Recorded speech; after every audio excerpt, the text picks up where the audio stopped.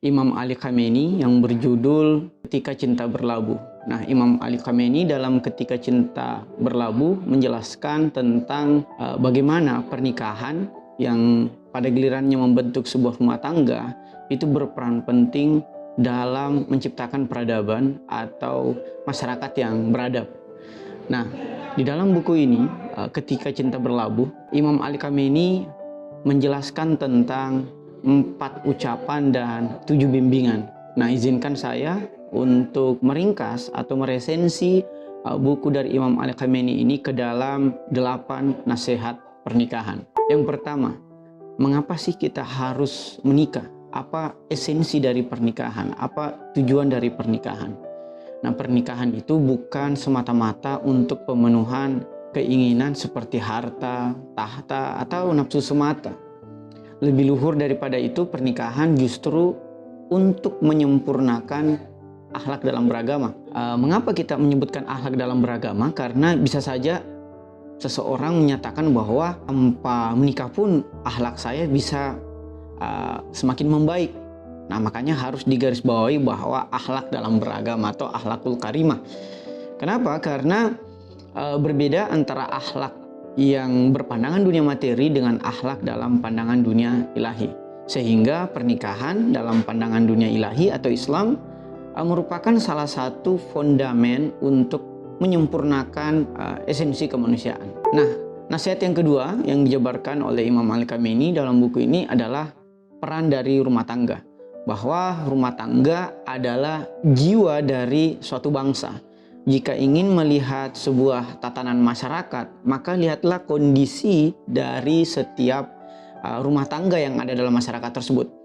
Jika kehidupan rumah tangganya tidak harmonis, sering bertengkar, KDRT, perselingkuhan, atau love affair seperti yang dijelaskan oleh Mutahari dalam bukunya Filsafat Seksualitas dalam Islam, maka suatu masyarakat dapat kita lihat juga cerminan bahwa masyarakat tersebut pasti akan menjadi masyarakat yang biadab, masyarakat yang hancur, masyarakat yang menganjurkan seks bebas. Sebaliknya, jika sebuah rumah tangga adalah rumah tangga yang harmonis, adem, sakinah, mawaddah, warahmah, dan penuh dengan akhlakul karimah di dalamnya, maka masyarakat akan menjadi baik pula atau menjadi beradab pula.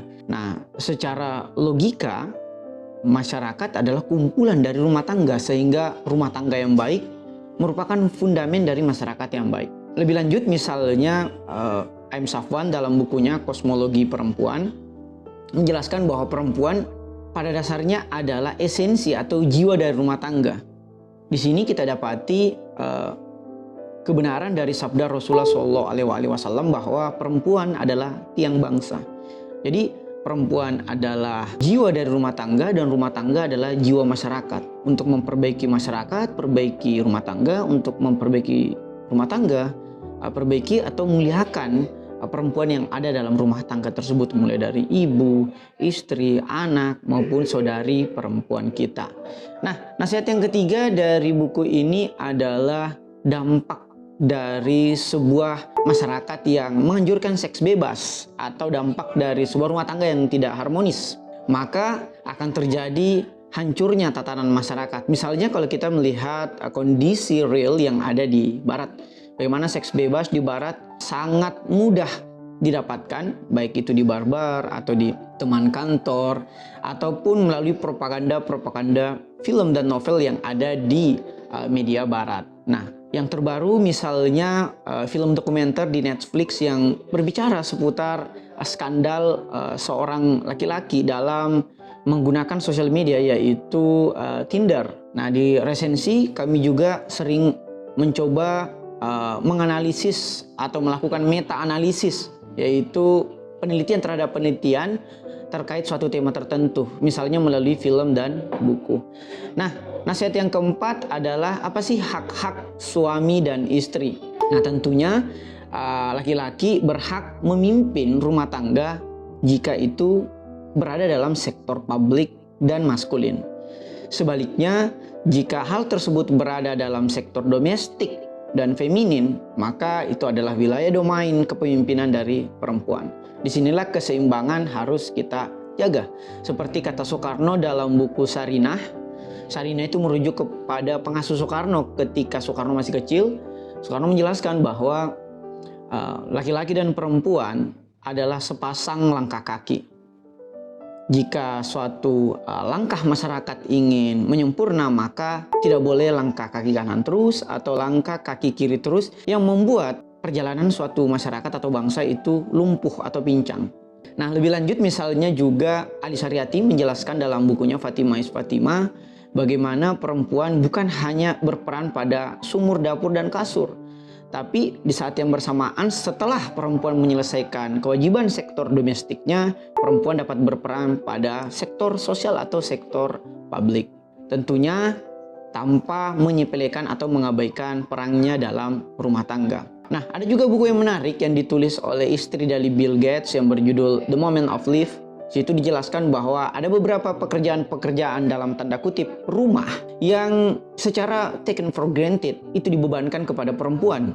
Padahal hal itu sangat-sangat susah, misalnya mencuci, memasak, menjaga anak. Nah, kita secara serta-merta menganggapnya itu adalah pekerjaan istri atau pekerjaan perempuan.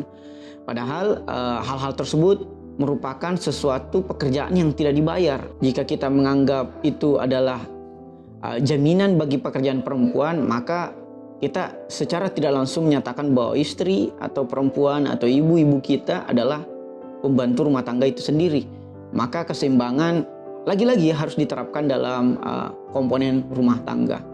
Nah, nasihat yang kelima adalah kewajiban suami dan istri, bahwa kewajiban antara suami dan istri adalah seperti dalam Quran surat Al-Asr, saling menasehati dalam kesabaran dan dalam kebenaran.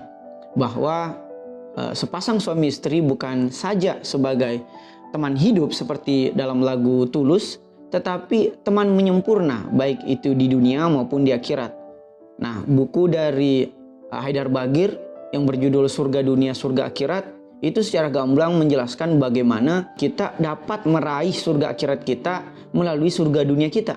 Disinilah tepat lagi-lagi sabda Rasulullah SAW yang berbunyi bahwa keluargaku adalah surgaku. Nah, nasihat yang keenam dari buku ini adalah peran orang tua sebelum dan sesudah pernikahan. Bahwa orang tua baik sebelum maupun sesudah memiliki peran yang sangat sentral dalam hal bimbingan rohani dan bantuan materi. Nah, bantuan materi di sini dimaksudkan bukan hanya sekedar mahar, tetapi juga keperluan-keperluan rumah tangga pada rumah tangga yang baru yang dilakoni oleh anak-anaknya. Tetapi sebagai seorang anak, sedapat mungkin kita juga tidak menyusahkan orang tua. Sebagaimana dalam buku Ibrahim Amini yang berjudul Kiat Memilih Jodoh, di situ dijelaskan bagaimana Sayyidina Ali dan Sayyidah Fatimah menapaki rumah tangga yang baru dengan sangat sederhana melalui penjualan baju perang Sayyidina Ali atau zirah dari Sayyidina Ali, sehingga itulah yang digunakan sebagai mahar dan jaziyah. Jaziyah itu seserahan, kalau dalam adat Sulawesi Selatan dan Barat itu disebut sebagai erang-erang. Nah, penting kiranya bagi kita misalnya seorang anak untuk tidak menyusahkan orang tua, baik itu dalam mahar, resepsi maupun jaziyah, baik itu uang yang dihasilkan orang tua dalam tabungan sendiri, apalagi jika harus meminjam kiri kanan, sehingga mempermudah pernikahan menjadi sesuatu yang sangat sentral dalam melangsungkan suatu resepsi pernikahan. Nah, nasihat yang ketujuh adalah jangan lakukan hal-hal berikut ini, kata Sayyid Ali Khamenei. Ini merupakan perintah yang atau ini merupakan peringatan yang tidak boleh atau pantangan yang tidak boleh dilakukan. Yang pertama adalah jangan cemburu. Saya tambahkan tentunya jangan cemburu jika tidak ada sebab yang masuk akal. Maksudnya tidak boleh juga kita jangan cemburu. Cemburu kan merupakan bumbu dalam pernikahan. Bahkan Sayyidina Ali bersabda bahwa cemburu bagi laki-laki adalah sebuah kehormatan. Kita bisa saja cemburu asalkan memiliki alasan yang logis. Dan yang kedua, jangan merendahkan atau jangan menghinakan. Misalnya seperti kata Bro Albar dalam resensi Surga Dunia Surga Akhirat, kita jangan sampai membanding-bandingkan antara pasangan kita dengan orang lain. Karena setiap manusia pasti memiliki kekurangan, kecuali manusia suci tentunya. Sehingga jangan cemburu tanpa sebab dan jangan merendahkan pasangan kita sendiri.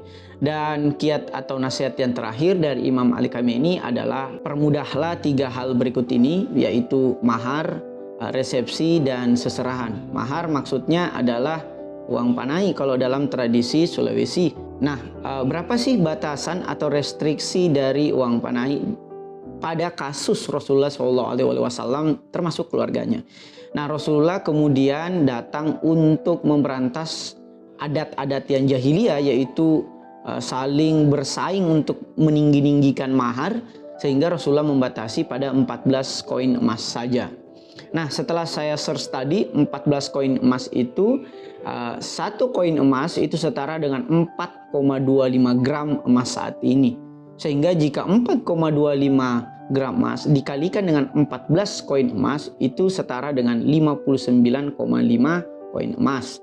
Atau kurang lebih kalau kita rupiahkan itu sekitar 55-60 juta. Itu untuk hitungan mahar. Sementara yang kedua, permudah pula resepsi. Nah, resepsi yang meriah boleh-boleh saja, tetapi jangan sampai bermewah-mewahan. Karena bermewah-mewahan salah satu dosa besar yang sangat terlarang dalam Islam. Nah, hal yang dipermudah untuk yang terakhir adalah seserahan atau jaziyah. Seserahan itu adalah perabotan-perabotan yang diberikan kepada si mempelai perempuan oleh si mempelai laki-laki untuk melangsungkan rumah tangganya sendiri. Nah, sekira itu 8 nasihat pernikahan dari Imam Ali Khamenei melalui bukunya Ketika Cinta Berlabuh. Semoga bermanfaat. Ada pertanyaan?